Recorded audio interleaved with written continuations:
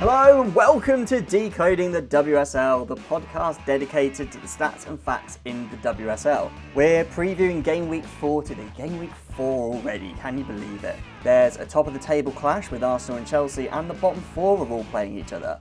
I'm going to be giving you all the stats you need ahead of this week's games, and I'm your host, Sam Biccarino.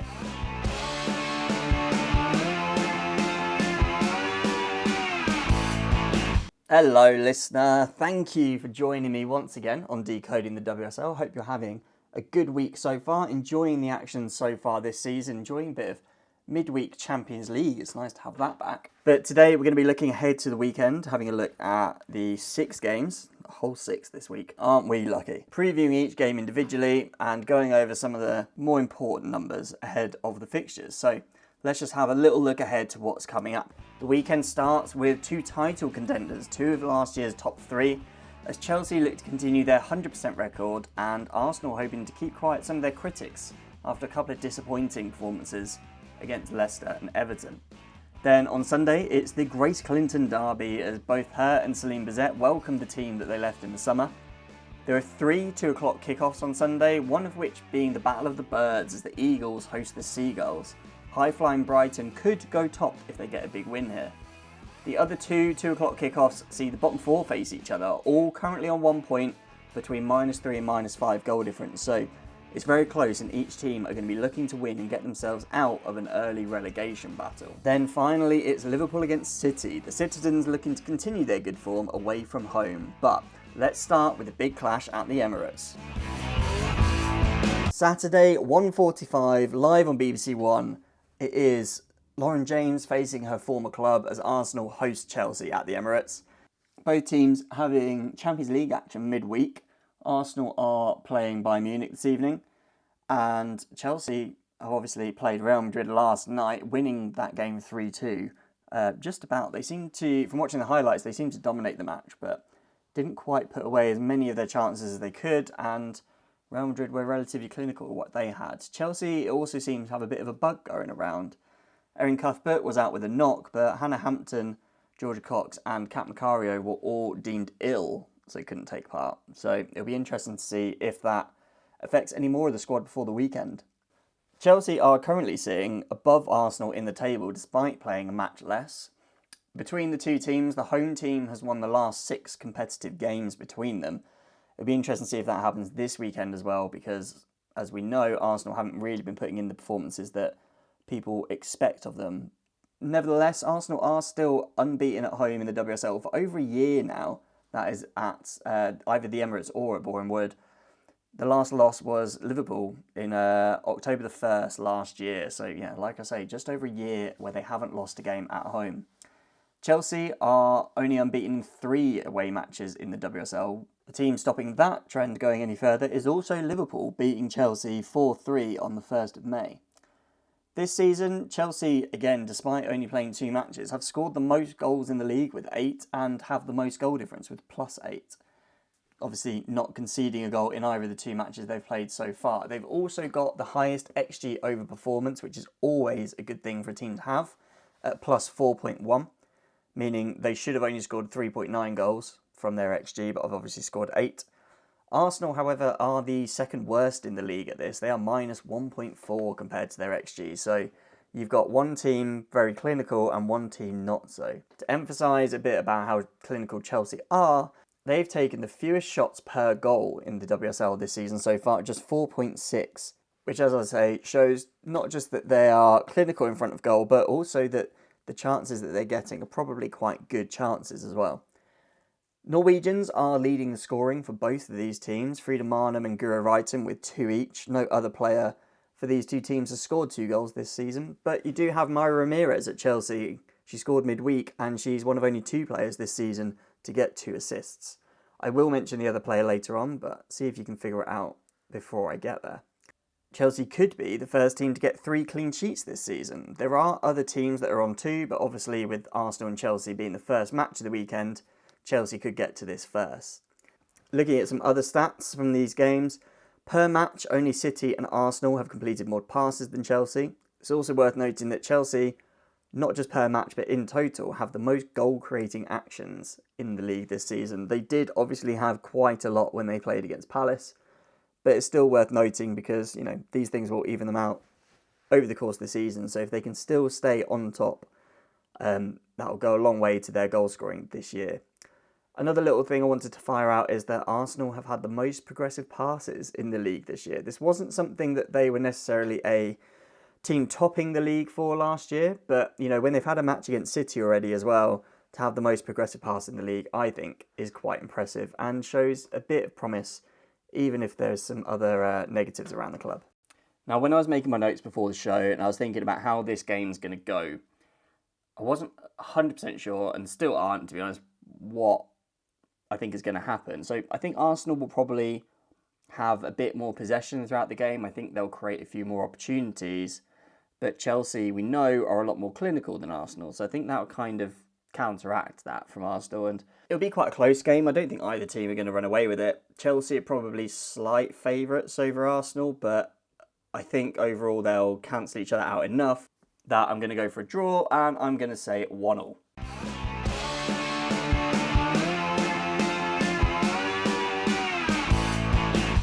The other team that had a game postponed, Man United, kick off Sunday's fixtures, 12:30 live on Sky Sports, at home to Spurs. As I mentioned, the Grace Clinton derby, Slim Bizet also against the club she left in the summer.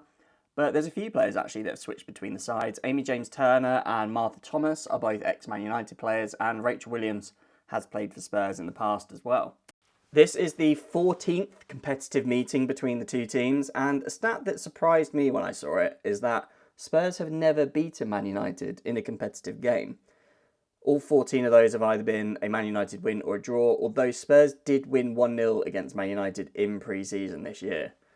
The same fixture last season at home for Man United was a 2-2, Maya Le Tissier scoring a 90th minute equaliser to stop Spurs taking all 3 points.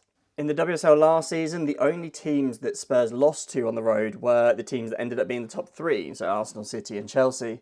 Arsenal and City, the only ones that kept a clean sheet against Spurs, so that's something they're continuing this season as well. They've got some good away form already in terms of their goal scoring anyway, so don't expect a Man United clean sheet necessarily this weekend. The only match Man United have lost at home in 2024 was the 6-0 in the last game of last season against Chelsea. Obviously, there were other things going on around then, like an FA Cup final, so there are a few caveats there, but Man United were a team, and still are a team, that have got some really good home form this year. Similar to Chelsea, they are yet to concede in the WSL this season in their first two games, and they'll want to maintain that 100% record. Something you might have heard me talk about before, especially if you follow me on X, is average age within a team. So this is sort of weighting the average age for the players that are on the pitch at any given time. Spurs have had the oldest team in the WSL so far this season, although it is at 28.5, so that's still, you would say, quite a peak age. It does show that they aren't necessarily blooding too many youngsters in mixing with their older counterparts as much as other teams are. Spurs have accumulated the most post-shot XG in the WSL this season, so that's an XG metric that's changed slightly to account only for shots on target. They've had 7.5 XG from shots on target only, which is 2.5 per game, quite a lot. Man United, however, have faced the least post-shot XG with 0.9, or an average of 0.45 per game. So there's quite a big difference there. And Spurs accumulating 2 post-shot XG more per game than Man United are conceding. So it will be interesting to see this weekend which one of those counteracts the other. Is it going to be the unstoppable force of Spurs, or is it going to be the immovable object of Man United? Spurs also have the biggest shot on target percentage, 47.6%. So that means almost half of their shots are on target, which is quite a lot. Beth England is doing very well. She's got the most goal involvements per 90 in the WSL this season with 1.8. That is ridiculous. That means, almost 2 per match. So she's either getting a goal or an assist or both per game on average if she plays a full 90, which is really high. Hayley Rasso is another player that I want to highlight because they've obviously lost Grace Clinton, but Slim Bizet is another player for Spurs that was really important last season. Bringing in a player like Hayley Rasso is almost a equivalent of Slim Bizet in terms of style, And it was very much a case of, will she hit the ground running? Will she be able to, get up to her peak straight away? And it is very much seeming like she is. She has the most progressive carries in the league so far this year with 17.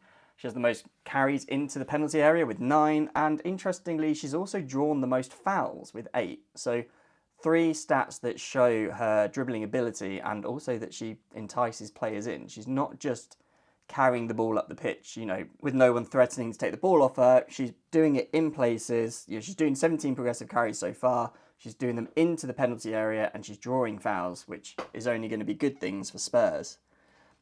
Thinking about how this game is going to go, Manchester United are obviously a bit more well rested because they haven't had a match last weekend. They don't have the midweek like Chelsea have had. So I'm sure Mark Skinner and his staff will be thinking about that and have been over the last week or two. Spurs, I think, will get a lot of the ball in this game. They tend to do that. Generally, Robert Villaham has them working very well in that sense. But I think Man United's defence will do well. Clinton will have a point to prove. She's very good with her defensive actions as well as her sort of creativity. So taking all that into account, I think Man United are going to win. I think they're going to continue their good home form. But I do think Spurs are going to get on the score sheet. So it's going to be close. I'm going to go for a 2-1 Manchester United win.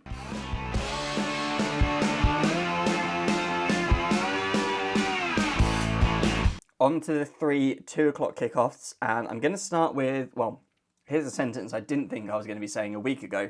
I'm going to be starting with the game further up the table, as it's Crystal Palace at home. They are hosting Brighton. As I say, at 2 o'clock, it's live on YouTube. The visitors, Brighton, will be without Poppy Pattinson this weekend. She has been suspended after picking up 2 yellows in the last game. She's got the most assists in the WSL this season, joint most with Mara Ramirez, as I mentioned earlier. So she'll definitely be missed by the rest of the Brighton team. Brighton are, in all competitions, 7 matches unbeaten against Crystal Palace. In fact, the last time Crystal Palace beat Brighton was in the Women's National League in September 2007. So 17 years ago. There's probably players, or there are players within the league that weren't actually born the last time Crystal Palace beat Brighton. Interestingly, in that season, Brighton only finished 1 point above the relegation zone. It was AFC Team Bath that went down. So what a different history Brighton could have had if they didn't beat Palace in that season. Palace got their first points and goals in the WSL last time out, although they are yet to have a game where both teams score. They obviously lost their first 2 games without scoring and then beat Leicester 2-0 last time out. So it'll be interesting to see how long that continues for. Brighton are in third, 1 point off the leaders Man City, so if they can win this game and win by a few goals, there's a good chance they might actually go top, even if it is just on goal difference, until Man City play. Brighton have scored the most goals in the league with 8, joint most with Chelsea, and they have the second best goal difference with 5, only behind Chelsea. Palace have got the highest XG against in the league with 8.5, and the worst XG difference with minus 6.7. They've also faced the highest post-shot XG with 10. So in terms of those XG numbers, it's not looking good for Palace. And we know that those XG numbers tend to be quite indicative of how a season goes overall. So that'll be something they need to turn around. Brighton, as I mentioned, are the top scorers on 8. They have the best post-shot XG difference. So they are scoring 2.6 goals more than both their post-shot XG and their regular XG suggest. That's obviously helped by Kiko Seika. She scored a hat-trick on her debut. And she's only accumulated 1.1 XG, so she's 1.9 XG higher, which is the best in the league. Those 3 goals she scored, although she has played since, that means that she is on 1.44 goals per 90 this season, the best of any player. Again, it'd be very interesting to see how long she keeps that up for. She obviously hasn't scored in the last 2 matches, but this will be a game where she's definitely going to be hoping to add to that tally and keep being the top scorer in the league. Brighton have had the second most mistakes leading to a shot with 4. Only Everton have more with 5. That was something I thought was quite surprising because we hear at the moment about how good Brighton are, especially going forward. But in defence, they're making some individual errors that, as we know in close games, could end up costing them. And I think as the season goes on, there will be a lot of close games where an individual error will make the difference. Brighton, however, are the team that have the most successful take-ons in the league, so there are some good things to their game as well, 33 in total. And here's something that I highlighted in the Gameweek 3 review earlier this week, but they're the only team to have made all the subs available. So you can make 5 subs per game. Brighton are the only team to make all 15. Even Manchester United and Chelsea haven't made all 10 available to them. So I think this shows that the man affectionately known as Super Dario by the Brighton fans is doing the right thing and getting the rotation in, because they don't want to be seeing any injuries coming Brighton's way that are unnecessary.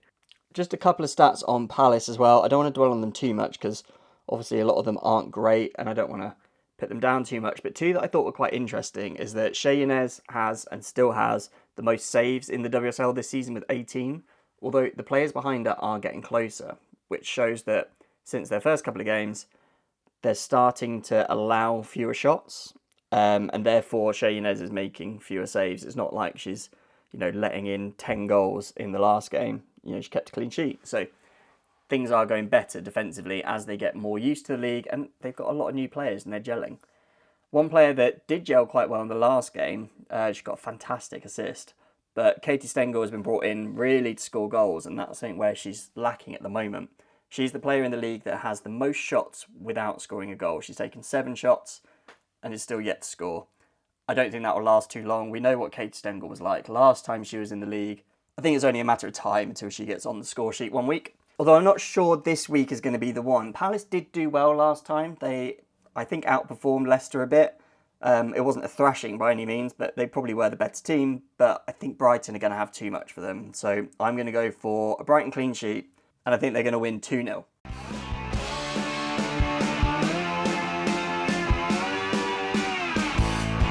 Right, let's get on to what I think is going to be the 2 most important games in the WSL this week. It's Aston Villa versus Leicester, and there is also Everton at home to West Ham. We're going to start off with the Midlands derby, Aston Villa versus Leicester. Again, obviously 2 o'clock on Sunday. This one is also live on YouTube. There's a couple of players playing against their old club. Asmita Ali, who has been playing for Leicester, is going back to Villa, and then Sophia Poor, although she didn't actually make any league appearances for Leicester, was there when she was younger, and is obviously now currently the sub-keeper at Villa. It's 9th and 10th in the league. These teams both have 1 point so far. They both have a -3 goal difference. So, as I mentioned in the introduction, it's definitely going to be an important match for them. Last year's game in this fixture was 2-2, and it ended a run of 6 wins in a row for Villa against Leicester in the WSL. So, it has been a one-sided history for Villa, or in Villa's favour, I should say, but that isn't something that continued. The last time, however, that Leicester beat Aston Villa was in October 2008 in the Women's National League. That season, Man City were also in the league, so it shows you how long ago it was and how much all 3 of those teams have grown since. The last time Aston Villa didn't score at home in the WSL was back in November when they hosted Chelsea, losing 6-0 in total. So you can definitely expect them to score at least 1 goal this weekend. Leicester City's away form in the WSL is less impressive. They've actually now gone 6 matches without winning. The last win they had was back in January away at Everton in a 1-0 victory. Although Aston Villa are a side that I think everyone sees as a top half club, only Crystal Palace have conceded more than them in the WSL this season. Crystal Palace obviously had that drubbing against Chelsea, but after them, Aston Villa are the team that have conceded the most goals. However, they are doing the right thing at the other end of the pitch. They have had the most touches in the opposition's penalty area with 102. City and Arsenal not far behind them. Rachel Daly has accumulated the most XG in the league this year with 2.3. Paula Thomas has the joint most goal-creating actions with 3 alongside Ramirez and Herbinger. Although Paula Thomas obviously also won't be available this weekend because, similar to Poppy Pattinson, she also got a red card. Aston Villa have appealed this, but it has been unsuccessful, so she will be serving her suspension. Some more positive stuff for Villa is that they've also had the most carries into the penalty area with 23 in the league, and they've attempted the most crosses with 96, which I was quite surprised at because they don't strike me as the sort of team that's built for that kind of play. I guess Rachel Daly's pretty good in the air, but it's a stat that I expected Liverpool to be leading. But no, I mean, Arsenal were next on 68, so 28 behind, quite far behind. Villa are crossing a lot more than anyone else.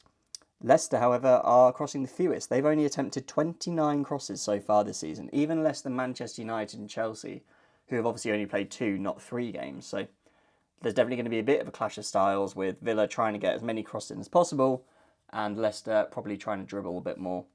One other stat that sort of goes along with that Leicester one that I've just pointed out is that Leicester are yet to complete a cross from open play this season. They've attempted some, but they haven't actually completed one, where it finds a player's feet or head on the other side of it. That's something I found quite surprising, that not that it's Leicester, but a team gets 3 matches into the season and doesn't complete a cross from open play. That's something that definitely demonstrates how a team is trying to play.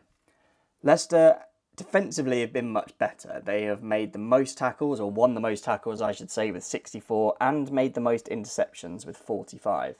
CJ Bott, in particular, has won the most tackles as a player with 15. And Leicester have also drawn the most fouls in the league this year. Lisa Kopp has probably been, for me, their best player. She is actually the keeper in the league that has overachieved versus her post-shot XG the most. This is the stat that I think best demonstrates the quality of a goalkeeper. She is plus 1.8 at the moment, which means from the XG of goals on target that she's faced, she should have conceded 1.8 goals more than she actually has, which I think is very impressive and shows that keeping her this season, when there was obviously interest from Man United, was a really good choice. However, when it comes to my prediction for this match, I don't think Kopp's heroics are going to be enough to do it for Leicester. I think it's going to be more pain onto their start of the season. I think Kopp will help. She'll help keep the score down, maybe to 1 or 2 for Villa, but I don't think Leicester are going to score in this game, so I'm going to go for 2-0.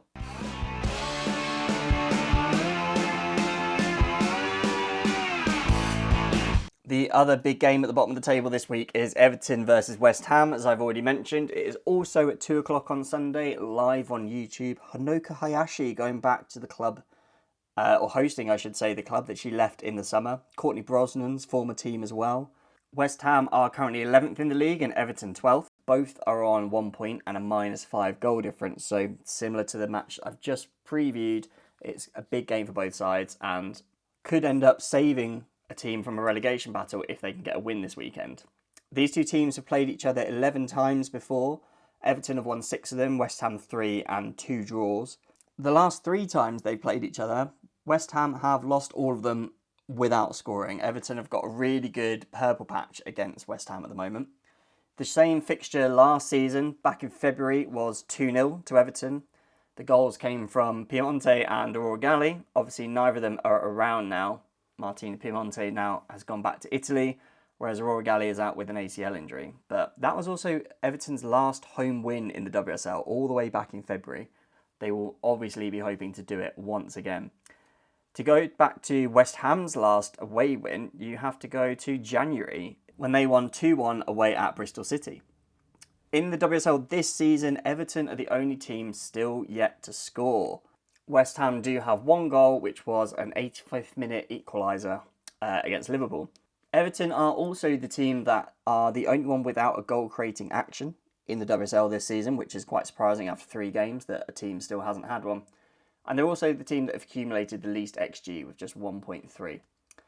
However, West Ham aren't exactly having the best start either. They are the team that's had the least possession on average this season with 39%. And amazingly, despite the fact they've played a game extra, they've had fewer touches than Chelsea. 1,418 to Chelsea's 1,445. So only 27 less, which isn't a lot at that level, but it's still quite surprising that you can have fewer touches than a team that has played, 2/3 of the games that you have. West Ham have made the most clearances in the league this year. Amber Tiziak is the player with the most on 27. But Everton are also doing the defensive duties. They've had the most blocks this year. In total, that covers passes and shots. When we're just talking about shots, West Ham are the team that have made the most blocks. As I mentioned earlier, Everton are the team that have made the most individual mistakes, leading to a shot with 5, which is a trait they had a little bit last season as well, but does show that they're trying things. They just don't necessarily have the right players in every situation to do those, and sometimes players are trying things that they maybe shouldn't be doing. Katrina Gorry is currently with a record that no player would want within the league. She is the player that's had the most shots without getting one on target. She's had 5 shots so far from an average distance of 26 yards, which probably goes some way to explaining why she hasn't had one on target. They've all either been off target or have been blocked so far. This game is, I think, going to be quite a feisty affair. I think both teams will be desperate. for 3 points and will go with like quite a high pressing type of game. We've seen it already from Everton. They did it quite a few times against Arsenal, going and actively trying to get the ball back, which is really entertaining to see. So I think this will be a very entertaining game, and it's going to be quite a close one. I'm ahhing a bit about which way to go, but I'm going to go with my gut a bit on this and say that I think Everton are going to be getting their first win of the season. They've played quite well so far, and I think are unfortunate to only have 1 point. So I'm going to go for their first win of the season, and I'm going to go for a 1-0.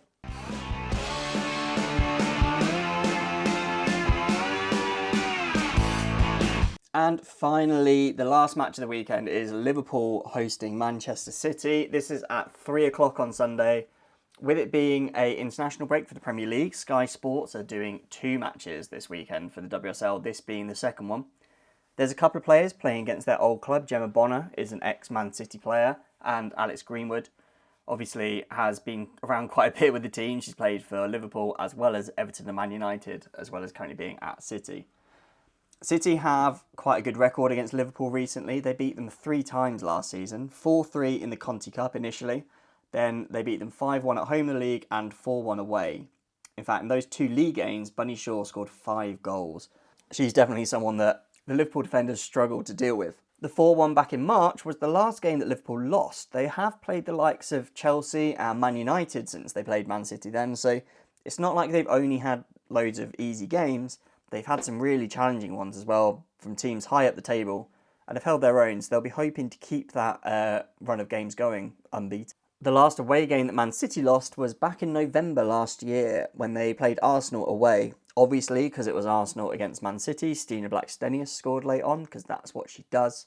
She got an 87th minute winner in that game. Looking at some of the stats from this year, if you're a Liverpool fan, maybe look away now because a lot of this is going to be about basically how good Man City have been. They have accumulated the most XG in the league this year with 7 and have the highest XG difference with 3.5. However, they have the worst XG underperformance with -2. So from that 7 XG, they've only ended up scoring 2 goals, which is, as I said, the worst in the league. Man City have had the most shots in the league with 57 and shots on target with 20. They've also had the most possession on average at 62%, and they've completed the most passes as well as having the best pass completion. 1,707 passes completed with an 87% completion rate. City have also had the most shot-creating actions in the league. They are the only team in triple figures. They are at 101. Although it is worth noting that Liverpool have the most shot-creating actions from dead ball passes. So that's things like corners, free kicks, even throw-ins. That is a method that Liverpool are better at, creating shot opportunities than most teams are. Liverpool have also, well, I guess this kind of leads into the same thing, but they have won the most aerial duels in the WSL this season with 54. Sophie Haug winning 17 of those on her own and being the most in the league for a player. Man City, however, are the only team to have won more than 60% of their aerial duels. They're on 65%. So you've got the volume of Liverpool versus the quality of City. So it'll be interesting to see on Sunday which one of those ends up winning. Back to Man City, they have the best take-on success this year at 56% and have the second most successful take-ons at 32, only one behind Brighton. However, they also are the team that teams have the best take-on success against. In fact, teams have attempted a take-on 50 times so far against Man City this season and have succeeded 35 times. So 70%, which is huge for this sort of stat. The average is probably slightly below 50%. Whereas 70% of the time, if you try and take on a Man City player, you're going to get past them. Maybe not you yourself, listener. Certainly not me. But the teams and the players in the WSL. City have also committed the fewest fouls in the league, and they've carried the ball the most into the final third with 46. There's a few players that stand out as well. Alex Greenwood, she's had the most touches in the league with 317, probably unsurprising.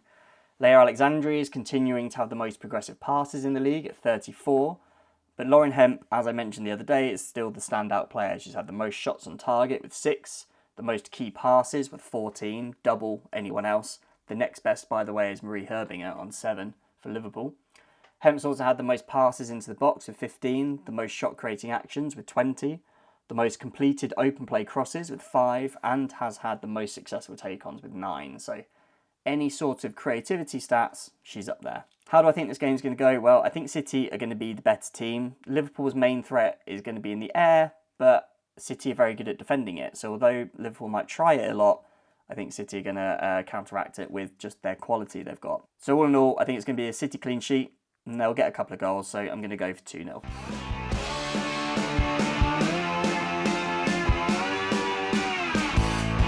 So there you have it, listener. That is my Game Week 4 preview, just a kind of shorter episode this week. I hope you've enjoyed it nonetheless. If you have, please do give it a 5-star review wherever you get your podcasts, and don't forget to hit follow or subscribe. If you don't already, you can find me on social media and give me a follow. I am at Stattorino. That is on X, Instagram. They're the main two, although I do put stuff on Threads and TikTok occasionally as well. Thank you for joining me, listener. Hope you have a great rest of your week. Enjoy your weekend, enjoy the football, and I will speak to you next time.